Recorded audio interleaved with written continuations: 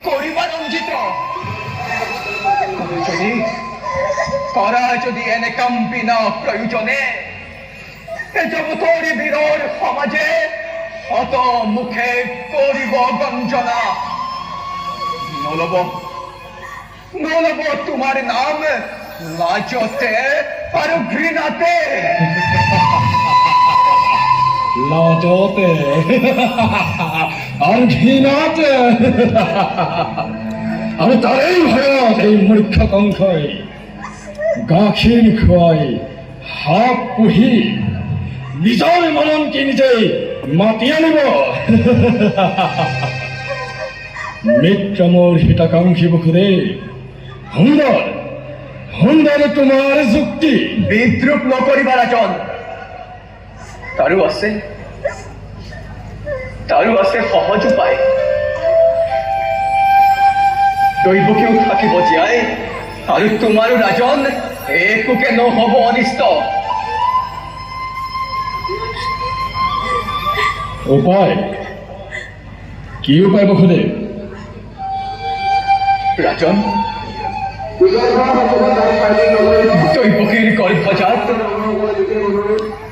দৈবকীৰ গৰ্ভজাত অষ্টম সন্তান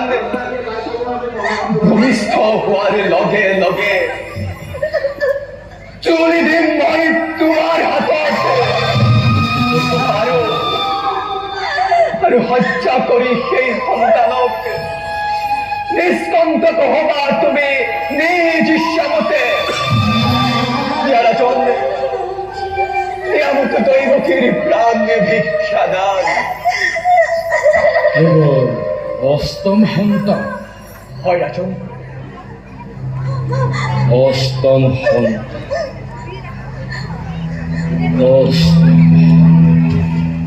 নাই নহব নহব নহব নহব হব হব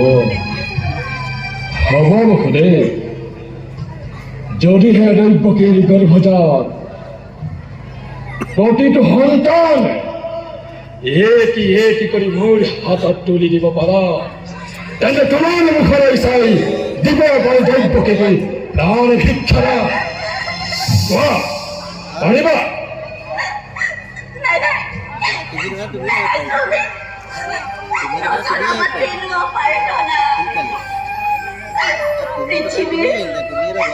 পৃথিৱীৰ নতুন অতিথি সৰগৰ দেৱ শিশুসকল সৰল নিষ্পাপ সিহঁতৰ প্ৰাণৰ বিনিময়ত জীৱন বিজ্ঞানৰ নাই প্ৰয়োজন জীৱন বিজ্ঞানৰ নাই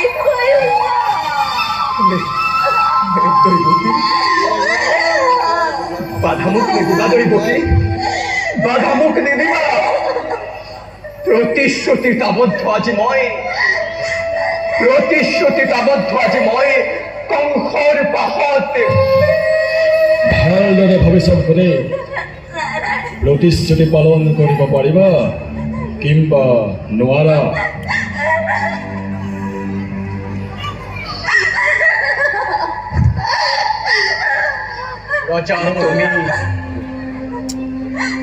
ৰজা আমি আশ্ৰিত তোমাৰ সৰ্বশক্তি প্ৰয়োগ কৰি কাঢ়ি নিব পাৰা সৰ্বস্ব আমাৰ তথা যেন সৰুকালে মিছাৰ প্ৰশ্ৰয় নলয় এই বসুদেৱে সাক্ষী কৰি মথুৰাৰ প্ৰজা স্পৰ্শ কৰি অৰ্ধাঙ্গিনীক দক্ষিণ হস্তে আজি মই কৰিছো বিকন প্ৰতিজ্ঞা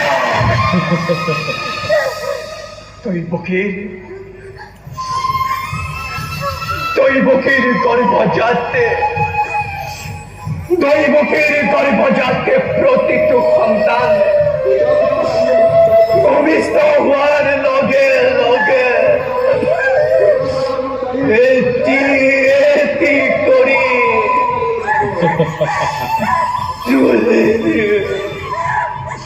তুলি দিম মই তোমাৰ হাতৰ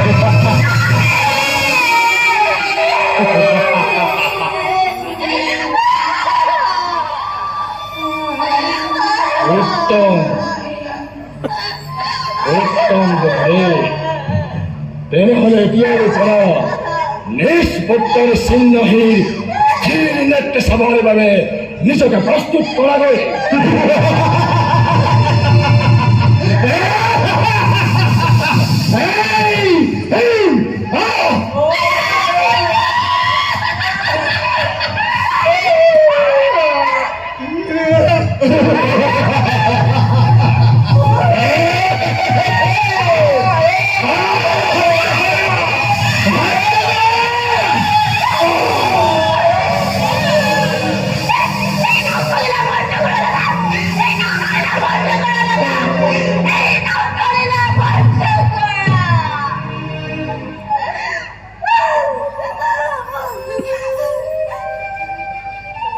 সংখ্যালীলা